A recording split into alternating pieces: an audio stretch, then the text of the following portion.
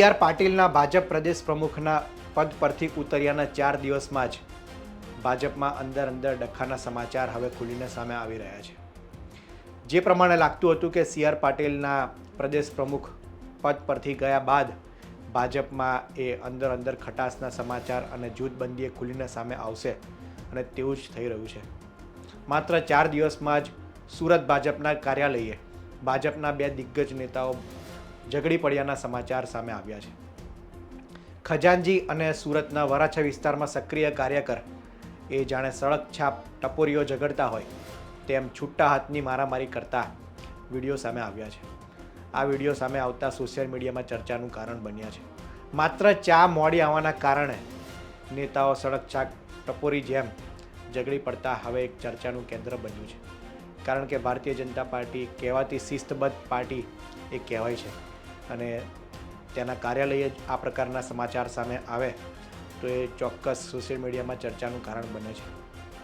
આ અગાઉ પણ અમરેલીમાં શરદ પૂર્ણિમાના દિવસે ભાજપના દિગ્ગજ નેતા દિલીપ સંઘાણીએ શરદોત્સવનું આયોજન કર્યું હતું. ત્યાં પણ ભાજપમાં અંદર જૂથવાદ દેખાયો હતો. અમરેલી ભાજપમાં જૂથવાદ એ કોઈ નવી વસ્તુ નથી અને તમામ લોકો જાણે જ છે કે અમરેલી ભાજપમાં અંદર કેટલા ડખા છે, કેટલો જૂથવાદ છે. દિલીપ સંઘાણીએ શરદોત્સવનું આયોજન કર્યું હતું જેમાં એક પણ સાંસદ કે ભાજપના ધારાસભ્ય ઉપસ્થિત રહ્યા ન હતા. ત્યાં સુધી કે ભાજપના જિલ્લા પ્રમુખ પણ આ કાર્યક્રમમાં ઉપસ્થિત રહ્યા ન હતા. અમરેલીની વાત કરીએ તો અમરેલીમાં કુલ 5 વિધાનસભાની સીટ છે, એટલે કે ભાજપના 5 ધારાસભ્ય છે, સાંસદ છે, જિલ્લા પ્રમુખ છે. તે એક પણ નેતા એ દિલીપ સંઘાણીના કાર્યક્રમમાં જોવા નથી મળ્યા. આ અંગે ગુજરાત તકે પણ દિલીપ સંઘાણીએ પ્રશ્ન પૂછ્યો હતો.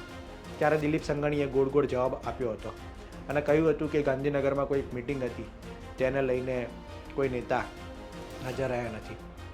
પરંતુ જોઈ શકાય છે કે આટલો મોટો કાર્યક્રમ હોય, દિગ્ગજ નેતા કાર્યક્રમ કરતા હોય અને માત્ર સમાજની એક બેઠક હોવાના કહીને કોઈ નેતા ઉપસ્થિત ના રહે ત્યારે અનેક સવાલો ઊભા થતા હોય છે.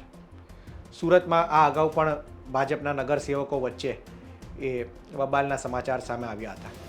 ત્યારે લાગી રહ્યું છે કે જગદીશ વિશ્વકર્મા જે નવા પ્રદેશ પ્રમુખ બન્યા છે તેમનો કાર્યકાળ સરળ નહીં રહે. કારણ કે જે રીતના સળગતું હતું પરંતુ પાટીલ એક પ્રકારે બધું દબાઈને બેઠા હતા. પરંતુ હવે પાટીલના પ્રદેશ પ્રમુખ પદથી ઉતર્યા બાદ આ સમાચાર ખુલીને સામે આવી રહ્યા છે. સૌરાષ્ટ્રની વાત હોય કે સુરતની વાત હોય, મધ્ય ગુજરાતની વાત હોય, ભાજપમાં જે અંદર જૂથવાદ રહેલો છે તે ખુલીને હવે સામે આવી રહ્યો છે. અને તેનું જ કારણ છે કે ભાજપના જ કાર્યાલયમાં એક પ્રકારે ગૃહ રાજ્યમંત્રી જ્યાંના હોય, સી.આર. પાટીલ જે કેન્દ્રીય મંત્રી જ્યાંના હોય ત્યાંના કાર્યાલયે ભાજપના કાર્યાલયે આ પ્રકારનો વિડીયો સામે આવો એ સવાલો ઊભા કરે છે કે ભાજપમાં હવે શું બધું બરાબર નથી તે સવાલ પણ ઊભા થાય છે. સૌરાષ્ટ્રમાં પહેલેથી જ જૂથબંધી રહેલી હતી પરંતુ સી.આર. પાટીલના કાર્યકાળ દરમિયાન એવા કોઈ નેતાએ મોટી હિંમત નથી કરી કે ખુલીને કંઈ બોલી શકે. પરંતુ હવે લાગી રહ્યું છે કે સૌરાષ્ટ્રના નેતાઓ પણ આગામી સમયમાં કંઈક મોટું કરવા જઈ રહ્યા હોય, કંઈક મોટું થવાનું હોય તેવું લાગી રહ્યું છે. જગદીશ વિશ્વકર્માની ખાસ વાત કરીએ તો જગદીશ વિશ્વકર્માનો કાર્યકાળ આગામી સમયમાં કઈ રીતનો રહે છે, જગદીશ વિશ્વકર્મા પક્ષ પર કઈ રીતની કામગીરી કરે છે તે જોવાનું રહ્યું. કારણ કે જગદીશ વિશ્વકર્માનો પણ આગામી સમયમાં 10 તારીખથી પ્રવાસ શરૂ થવાનો છે. ત્યારે ઝોનમાં તેઓ જવાના છે, કાર્યકરોને મળવાના છે, કાર્યકરોને સંબોધિત કરવાના છે. ત્યારે આગામી સમયમાં તેમનો કાર્યકાળ કઈ રીતનો રહે છે તે ખાસ જોવાનું રહ્યું. હાલ તો ભાજપમાં અંદર જે જૂથવાદ ચાલી રહ્યો છે તે ખુલીને બહાર આવી રહ્યો છે અને નેતાઓ હવે ખુલીને આવી રહ્યા છે સામે. કારણ કે અત્યાર સુધી જે રીતના નેતાઓ દબાઈને રહ્યા હતા તે જોતાં હવે ભાજપનો જૂથવાદ એ ખુલીને સામે આવશે અને નેતાઓ પણ સૌરાષ્ટ્રની વાત હોય કે દક્ષિણ ગુજરાતની વાત હોય એ ખુલીને આગામી સમયમાં બહાર આવશે તેવું લાગી રહ્યું છે.